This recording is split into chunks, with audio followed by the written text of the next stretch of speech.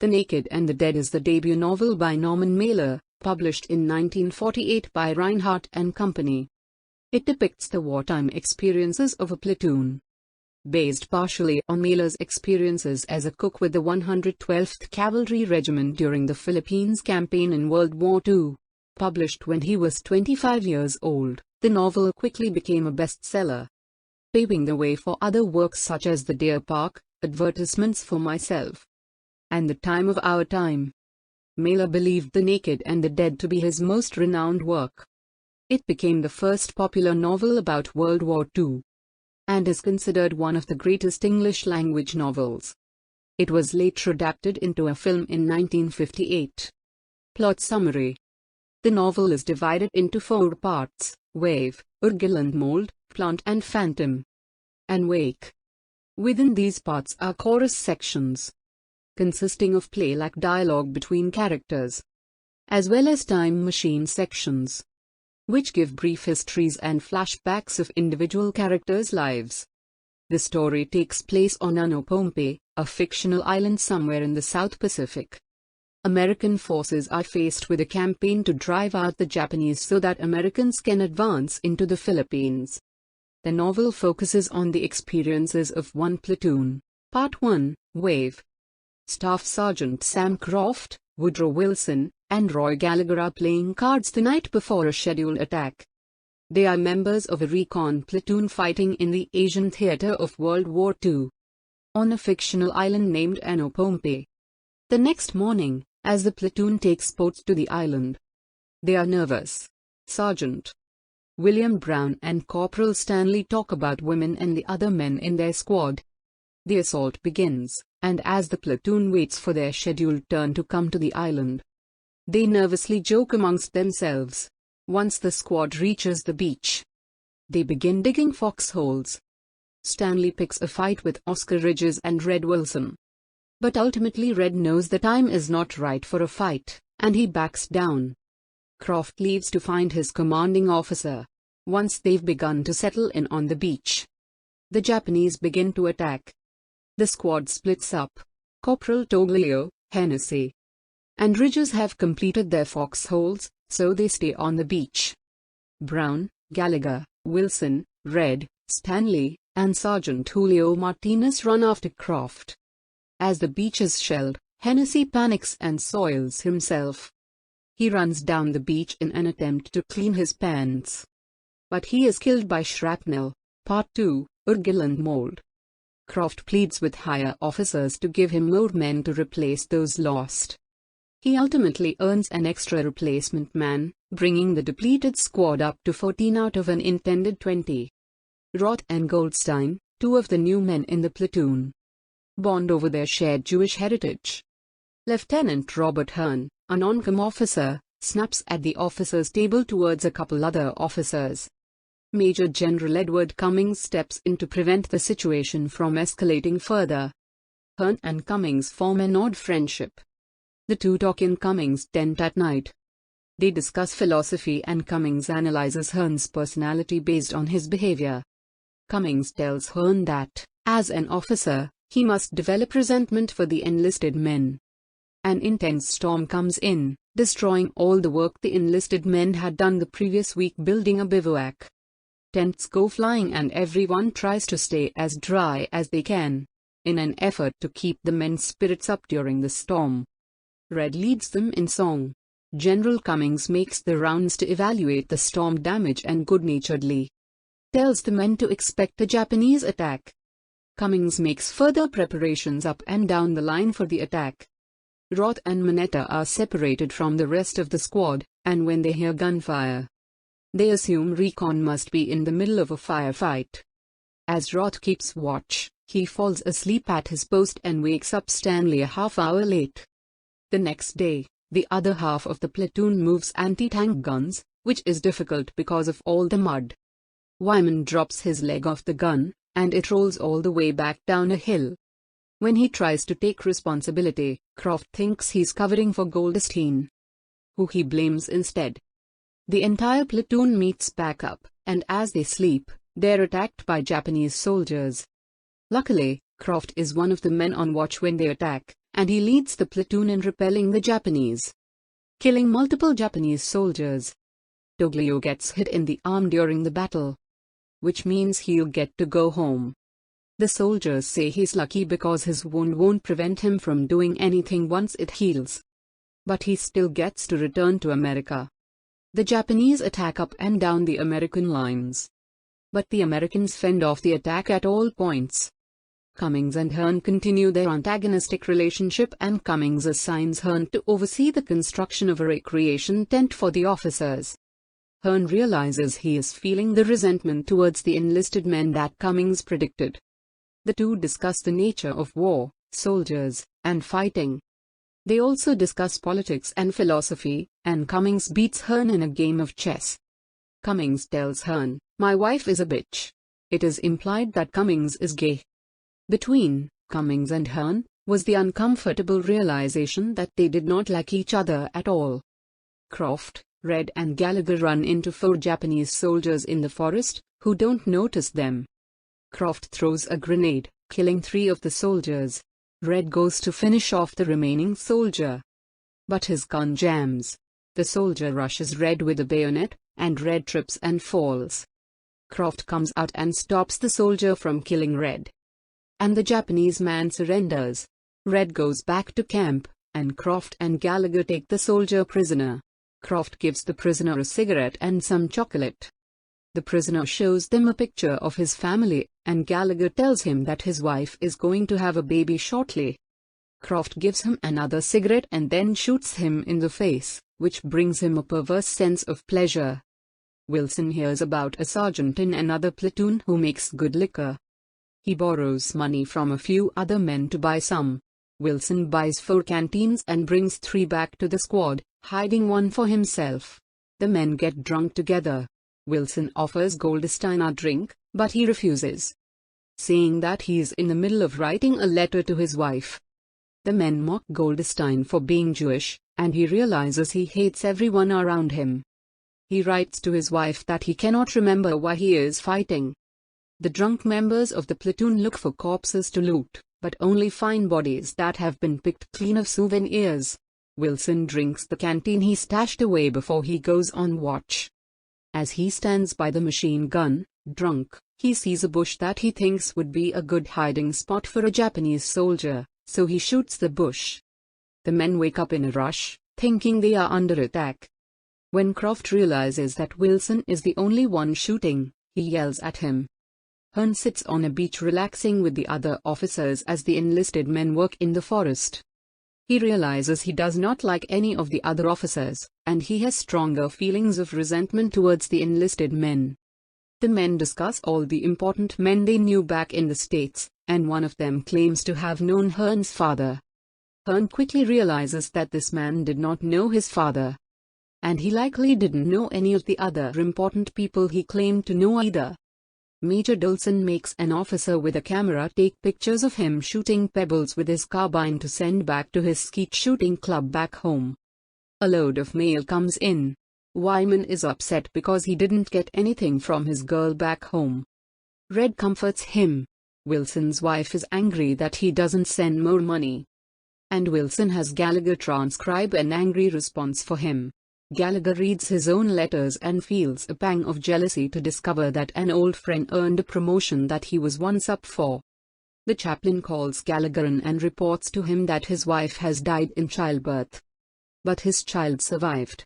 He continues to get letters from his wife, however. When the last letter arrives, Gallagher freaks out. He wonders what the point of fighting is.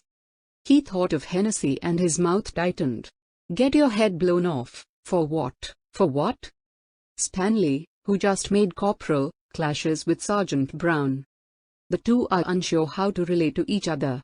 Stanley tells a story about a time he stole and then repaid money from a store he worked at to buy cheap furniture. From the beach, Croft spots a couple Japanese soldiers in the forest. The platoon, led by Croft, shoots them both, but Mineta is hit in the leg. Brown expresses a contempt for women to Stanley, who begins to wonder if his own wife is being faithful. The fighting settles down for a few weeks, and the lines begin to become stagnant.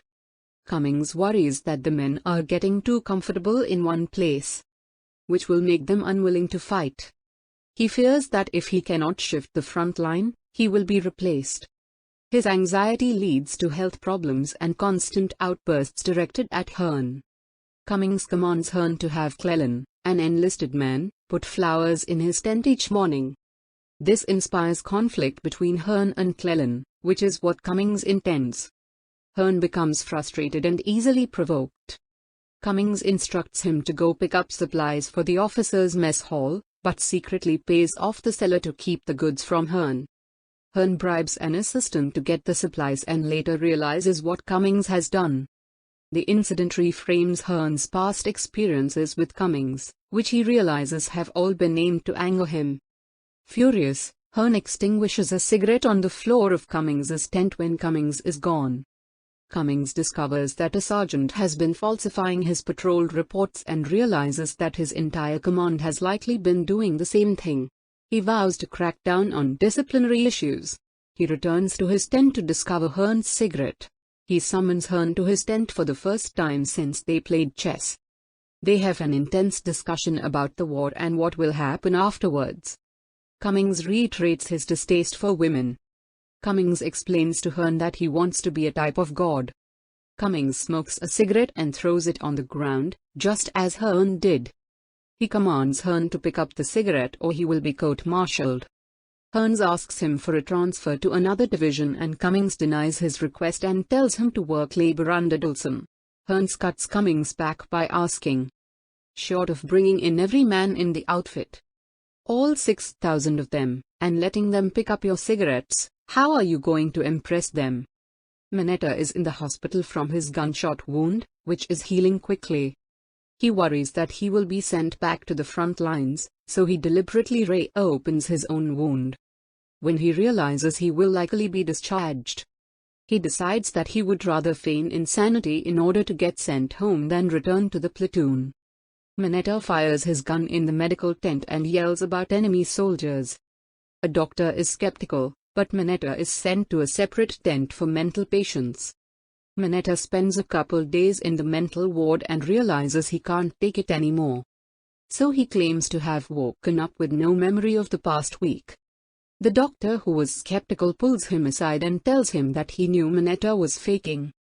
When Mineta goes back to the platoon, he reports that the hospital was nicer than the front. So Red and Wilson try to report as sick. The doctors dismiss Red, but they caution Wilson that he'll need surgery after the war. Cummings tries to devise a new attack plan. He thinks long and hard about the most effective ways to outmaneuver the Japanese army. He comes up with a plan that he thinks will be militarily successful and also inspire the men to fight hard. Cummings asks Dulcin what he would think if Cummings transferred Hearn to another unit, which Dulcin perceives as odd, since generals usually wouldn't be concerned with such minutiae. Hearn is doing busy work recording patrol logs when Dulcin comes in. The two begin to scrap, but Cummings interrupts. He asks Hearn to bring him a large and heavy map, which Hearn semi-accidentally drops on Cummings's foot. When Cummings hears that he will not get naval support, he has to adjust his attack plan. He comes up with a new strategy. The plan is to send a recon squad, led by Hearn, who Cummings will transfer, to scout a trail from the backside of the island towards the beach, thereby allowing Cummings to send in a full company through that route from the back. The secondary company would then overpower the beach defenses, allowing for a full invasion from the beach. Part 3. Plant and Phantom. Hearn joins the recon platoon on the boat to the other side of the island. He immediately realizes that Croft knows more than he does, and he doesn't want the rest of the squad to realize that. Croft immediately dislikes Hearn because Hearn tries to befriend the men in the squad. Stanley tells Croft that he wishes Croft was still in charge. All the men are anxious about their own standing within the platoon, particularly the non-commissioned officers. Brown and Martinez discuss their fears. Croft and Hearn struggle for control of the platoon early in the mission, and Croft takes what Hearn will give him. Roth and Mineta struggle to keep up with the rest of the platoon as they try to bushwhack through the jungle. Croft gets on them for being slow, and Mineta snaps at Croft. Croft realizes Hearn will soon get comfortable around the platoon and take more control. Goldstein and Ridges end up doing most of Roth and Mineta's work. Mineta picks on Roth for being Jewish, and Goldstein, who is also Jewish, takes Mineta's side. The platoon slowly works their way through the jungle, cutting leaves at a rate of about 2 yards a minute. It takes them 5 hours to get through the jungle to open fields. Hearn and Croft continue to subtly struggle for power. Hearn wants to try to go through a pass in the mountain range, but Croft wants to go over the mountain. Hearn continues to try to befriend the men in the platoon, which further angers Croft. Martinez, as the best at forging a trail, walks in front. Hearn stays in the back of the squad and realizes that no matter what he does he will not be able to get the men to like him. The platoon comes across an exposed field. Hearn and Croft decide to split the platoon into 2 groups. One to lead the way and the other to provide cover. Croft offers to lead the first group, but Hearn elects to do it himself. The first group gets about halfway through the field when they begin taking fire. Hearn freezes when the shooting stops and realizes he is waiting for Croft to give an order. This realization frustrates him enough to get him to move. He leads the group in a retreat.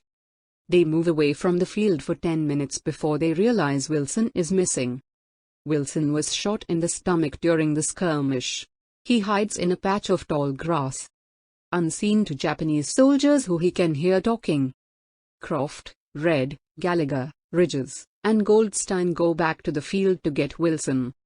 They bring him back to the rest of the platoon and realize his injury is too severe for him to continue the mission. Polak, Roth, and Mineta are getting materials to build for a stretcher for Wilson.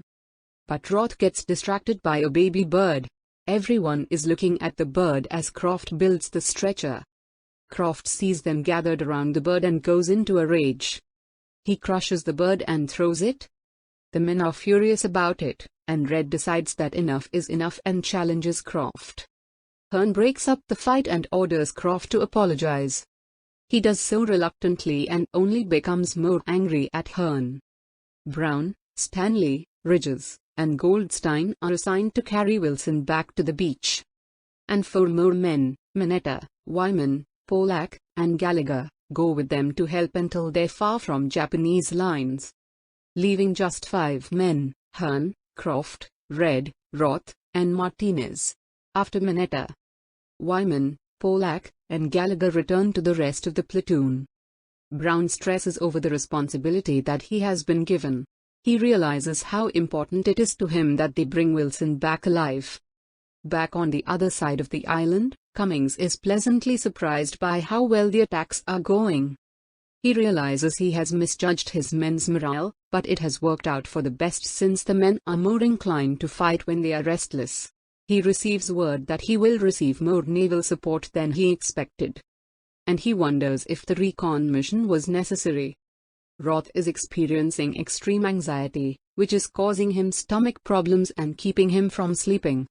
He talks to Red and tries to thank him for standing up to Croft over the bird. Red recognizes that if he allows himself to become close with Roth, Roth's death will be more painful, so he deliberately snaps at Roth to keep him distant. Red thinks to himself about the nature of the war. Did the GIs die in vain? Red snorted. Who didn't know the answer? Of course they died in vain. Any GI knew the score. Hearn realizes that the mission has almost no chance of succeeding now that the Japanese know they're there. He considers turning back, but he decides that he could not face Cummings empty-handed. He finally understands that his whole motivation throughout the entire mission was to get back at Cummings. That night, Hearn admits that there is nothing left to be gained, and he decides to turn around the next morning. However, Croft persuades him to send out a single man to see if the Japanese are still in the field where they were ambushed. They agree that if the recon man sees anything, they'll turn back. They pick Martinez as the recon man, but before he leaves, Croft tells Martinez to report to Hearn that he saw nothing when he gets back. At first, Martinez sees nothing. However, He soon realizes he has wandered into the middle of a Japanese camp full of sleeping soldiers. He quietly kills the guard and escapes. He makes his way further through the valley and finds another Japanese camp. At this point, Martinez returns to the platoon and reports his findings to Croft. Croft warns him not to say anything about what he has seen to Hearn.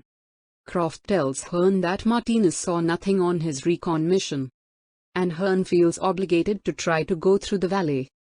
Hearn is leading the men back through the valley when he is unceremoniously shot and killed.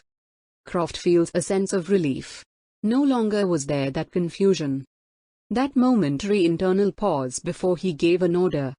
The men are generally apathetic about Hearn's death, seeing him as just another officer. Croft takes control of the platoon and decides to take the platoon up and over the mountain. Brown, Stanley, Ridges, and Goldstein are still carrying Wilson back to the beach, which is difficult given the terrain, heat, and fatigue. The group moves about 100 yards at a time. Wilson is drifting in and out of consciousness and swearing at the men carrying him. Brown and Stanley fight.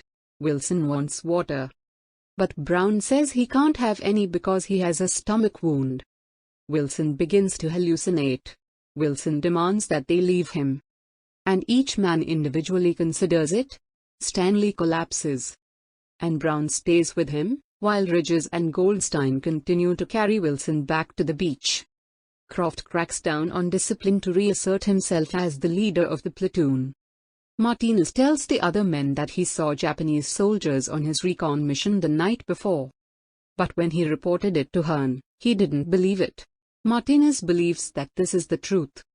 Martinez and Gallagher, as the Catholics of the group, discuss their fear of death, particularly with no priest around to confess their sins to if something were to happen to them.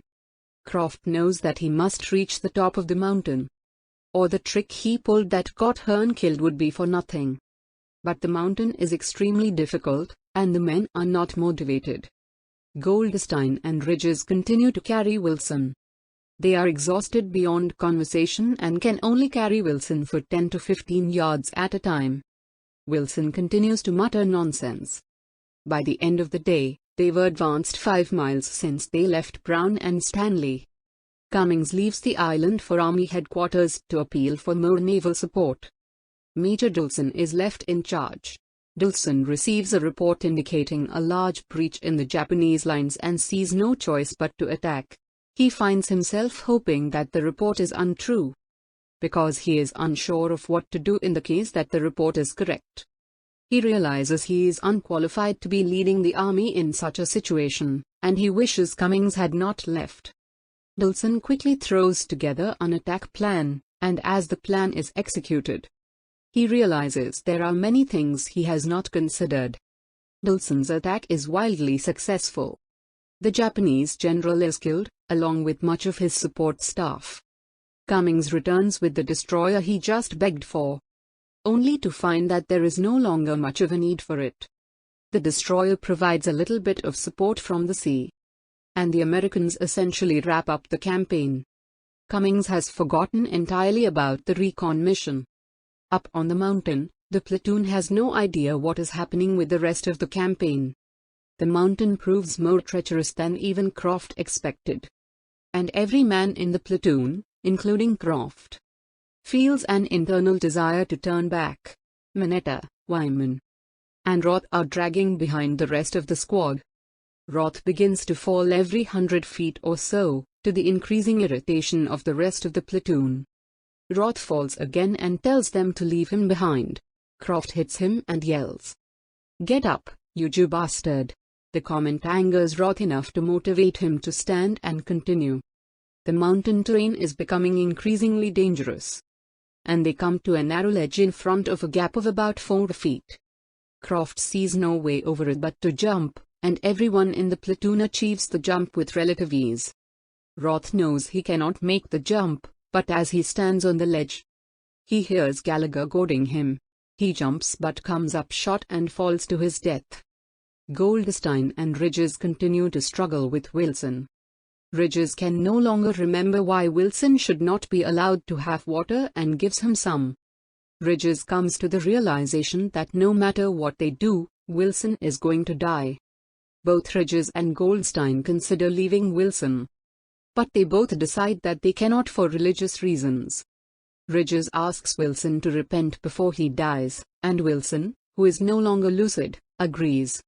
As they rest in preparation to cross a river, Wilson dies. Ridges and Goldstein continue to carry his body, but as they cross the river, they lose it.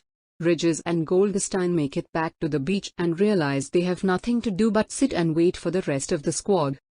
The platoon is shaken after Roth's death. They move a little bit farther and decide to camp for the night. Gallagher realizes the responsibility he has for Roth's death. The next morning, Gallagher and Martinez turn on Croft and demand that they turn back. However, Croft will not waver and orders the men to continue on. Red declares that he will not continue either, and Croft threatens to shoot him. Red eventually backs down, bringing the lengthy power struggle between the two to a conclusion. Red admits to himself that the army has him licked. Croft turns around a bend only to directly upset a hornet's nest. The men run back to evade the hornets, and in their hurry, toss away their packs and rifles. Within 15 minutes, they've made it back farther than the place they started that morning. Croft accepts defeat and wearily gives the order that they will go back to the beach and wait for the boat to bring them back to the American lines. All the surviving members of the platoon meet back up on the beach. Stanley and Brown arrive only a few hours before Croft's group. Once the boat picks them up, the men learn that the campaign is essentially over. They share laughter for a while, which is slowly replaced by a silent sadness, mixed with uncertainty and frustration that the entire patrol was for naught. Part 4. Wake. In the process of mopping up, Cummings discovers that a Japanese supply depot had been destroyed by artillery fire weeks before. The Japanese lines had been falling apart for months. And a week before the final attack, the Japanese had run out of ammo. Cummings looks back at his intelligence reports and sees that they gave no indication of Japanese weaknesses. For a moment, Cummings almost admitted that he had had very little or perhaps nothing at all to do with this victory. Or indeed any victory. It had been accomplished by a random play of vulgar good luck clouded into a causal net of factors too large, too vague, for him to comprehend. He allowed himself this thought, but it caused him a deep depression. The novel ends with Major Dolson thinking of a new way to implement map training exercises, indicating that despite the lessons each character in the novel learned about the meaninglessness of war, the structures will remain unchanged. End of the summary. Thank you.